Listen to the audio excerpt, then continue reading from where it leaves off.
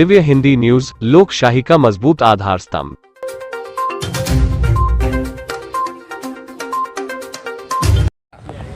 सगळी कायदा सुव्यवस्था त्याने विस्कळीत केलेली अकोल्याची।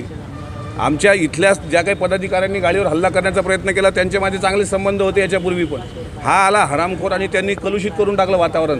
म्हणून येतोय म्हणजे उपकार करतोय का? त्याच्या मुसक्या आवळा पोलिसांनी का अभय दिलं, एलसीबींनी का सोडलं, आरजे हॉटेलला कोण्या पोलिसांची गळाभेट झाली, पोलीस काय काळा ना सीडीआर पोलिसांच्या अकोल्याच्या। दादा हे आंदोलन तुमचं कशासाठी चालू आहे? न्याय मागण्यासाठी। माझी मुलगी भारताचं संविधान न्याय भेटला पाहिजे, सर्व आरोपी अटक झाली पाहिजे। ती एक कोणी बाई आहे माझ्या गाडीला लाथा मारणारी, ती पण अटक झाली पाहिजे। ती काय तिथं ते महादेवाच्या मंदिरात पूजा करताना दिसली परवा, पोलीस पकडू नाही शकत?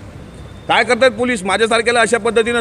सत्तेतला आमदार जाऊ द्या, नंतर मी एका मुलीचा बाप आहे, अगोदर कोणातरी आईचं लेकरू आहे, मी कोणातरी भावाचा भाऊ आहे एक। आम्ही वेडे नाही आहोत। आजपर्यंत मी सामूहिक आंदोलन केले, पण आज मी परिवारावर या पोलिसांनी वेळ आणलेली आंदोलन करायची। सातत्यानं पोलिसांवर आरोप करत आले। स्थानिक पोलीस शाखेचा तो पोलीस अधिकारी कोण आहे नेमकं, कोणावर तुम्ही सत्य त्याचा तपास पोलीस घेतील। मी माझं पत्र पोलिसांना दिलेलं आहे। स्थानिक गुन्हे शाखेतून कोण कोण भेटलं, आरजे हॉटेलला कोणते पोलीस भेटले याच्या तळाशी गेलं पाहिजे। महाराष्ट्राच्या गृहमंत्र्यांनी फोन करून सुद्धा आरोपी अटक का नाही? म्हणजे तुम्ही आम्हाला एवढं कमजोर समजता का? आम्ही सत्तेचा दुरुपयोग नाही करत, पण ही मस्ती कसली? तो कर्णबाळा तिथं का तोंड खुपसून बसला आहे? साले तिथून धमक्या देतात त्याला जीवानं मारू, हे करू। त्यांच्या बापाचं राज्य आहे का?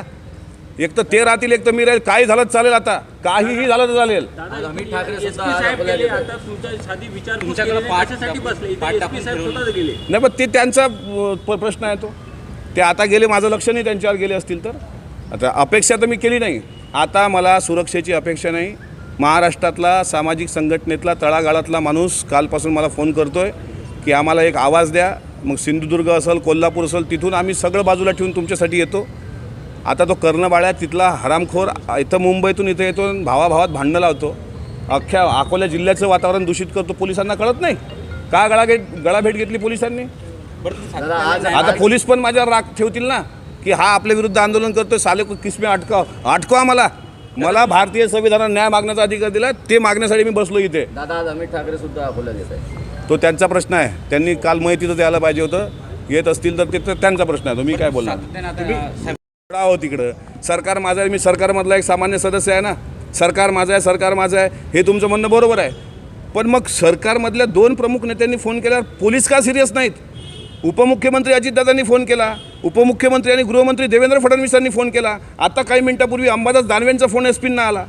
का सिरियस नाही अकोला पोलीस? हे जाऊ द्या, अनेक संशयास्पद मृत्यू झाले ना अकोल्यामध्ये। खदानमध्ये एक संशयास्पद मृत्यू झाला, दयंडा पोलीस स्टेशनला संशयास्पद मृत्यू झाला, आरोपींचे संशयास्पद मृत्यू। प्रश्नचिन्ह उपस्थित केलं आहे का कोणी? हे सगळं काढलं ना, बात निघली तो दूर तक जाएंगी। माझ्या मुलीला आज संविधान घेऊन इथं बसावं लागलं, हे एका बापाचा अंतःकरण काय बोलते? एक बाप म्हणून मला प्रश्न विचारा। हे जाऊ द्या, महायुती, महासत्ता, सत्तेतला आमदार, चुल्यात गेलं राजकारण। एखाद्याच्या जीवावर जर कोणी उठला असेल, मी त्या कुटुंबातला एकमेव प्रमुख आहे, मी जर मेलो तर यांना काय भेटणार? एक पोरगा मेला, हे सालेंना यांना संवेदना नाहीत कोणत्या? मी जर मेलो तर ह्या पोरीचं काय, हिचा काय दोष आहे सांगा ना? कालची तुम्हाला आणखी घटना सांगतो की ज्या गाडीवर या हरामखोरांनी हल्ला केला, 5 मिनिटापूर्वी आरडीजी जे पब्लिक स्कूल आहे तिथं माझा 3 वर्षाचा मुलगा माझ्या ड्रायव्हरनी त्याला त्या गाडीतच सोडलं होतं। तो तिथून बाहेर निघाला आणि थोड्या वेळानंतर रेस्ट हाऊसला गाडी आली। विचार करा, या गुंडांनी त्या गाडीवर दगड मारला असता तर 3 वर्षाच्या बाळाचा जीव गेला असता ना।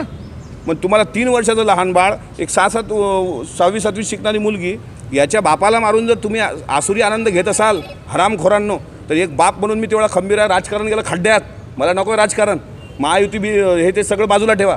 पण मी तुम्हाला एक सांगतो की आता मी पण रस्त्यावर उतरलो आहे। ते जेवढे नंगाट आहेत त्यापेक्षा जास्त नंगाट अमोल मिटकरी आहे, फक्त आणि फक्त माझ्या शिवशाहू फुले आंबेडकरी चळवळीच्या भरोशावर। बाप म्हणून हतबल झाला, ॲक्शन मोडमध्ये येत नाही पोलीस। नेमकं कोणाचं अपयश आहे? हे अकोला पोलिसांचं अपयश आहे।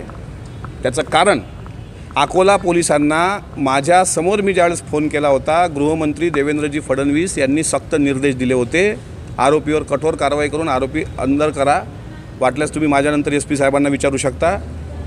त्याच्यानंतर स्वतः अजितदादांनी या सगळ्या घटनेची माहिती घेतली होती। माननीय मुख्यमंत्र्यांचा मला अद्याप फोन आलेला नाही। मला अपेक्षा होती की मी महायुतीतला एक घटक आहे, त्यांनीसुद्धा विचारपूस करणं मला म्हणजे मी हतबल म्हणून नाही म्हणत, पण राज्याचे प्रमुख म्हणून त्यांनी माझी विचारपूस करणं महत्त्वाचं होतं। कारण मुख्यमंत्री एकदा मुख्यमंत्री पदावर असले तर सामान्य जनता असो, सत्तेतला आमदार असो की विरोधी पक्षातला आमदार असो, अशा प्रकारचा भ्याड हल्ला करणारे नपुंसक हरामखोर गुंडे ज्यावेळेस लावारीस सुटतात त्यावेळेस मुख्यमंत्र्यांनी सुद्धा चौकशी करायला पाहिजे होती, पण दुर्दैवानं अद्याप ती झाली नाही. हे सांगताना मी किंचितही घाबरत नाही. जे तपासासाठी तो पुरीला घेऊन आलो नसतो, सांगितलं असतं 10 शाळेत मी पाहून घेईल. हतबल होणाऱ्या बापापैकी नाही. शिवाजी महाराजांचा इतिहास सांगणारा मर्द मावळा आहे मी. बाबासाहेब आंबेडकरांचा विचार सांगणारा माणूस आहे. हतबल होणं नाही शिकवलं. अण्णाभाऊ साठेनं दुबळं जिणं सोडून स्वाभिमानाचं जिणं जगवणं शिकवलं. त्या अण्णाभाऊचा फोटो घेऊन बसलो आहे. त्यातला मी माणूस आहे, त्यातला कार्यकर्ता आहे. हतबल नाही. हतबल असतो तर मी माझ्या पक्षाच्या नेत्यांना बोलावलं असतं, साहेब मला पोलीस सहकार्य करत नाही, तुम्ही पोलिसांना सांगा. पोलीस काय झोपलेत का? आज माझ्यावर ही वेळ आली महायुतीच्या सरकारमध्ये. याचं गांभीर्य मुख्यमंत्र्यांनी घ्यावं, गृहमंत्र्यांनी पण घ्यावं. दादा तुम्ही मुख्यमंत्री नमस्कार, आप देख रहे थे दिव्य हिंदी न्यूज. न्यूज क्षेत्र के सारे प्लेटफॉर्म पर आपके साथ मजबूती से खड़ा, जैसे newspaper, news channel, IT platform और news application. Divya Hindi news के इस चैनल को अभी यूट्यूब पर सब्सक्राइब करें और बेल आइकन क्लिक करना ना भूलें. साथ ही दिव्य हिंदी न्यूज ऐप को प्ले स्टोर या ऐप स्टोर से डाउनलोड करें और हमारे साथ बने रहें. दिव्य हिंदी न्यूज आपके परिवार को रखे जागरूक और आपको एक्टिव. धन्यवाद.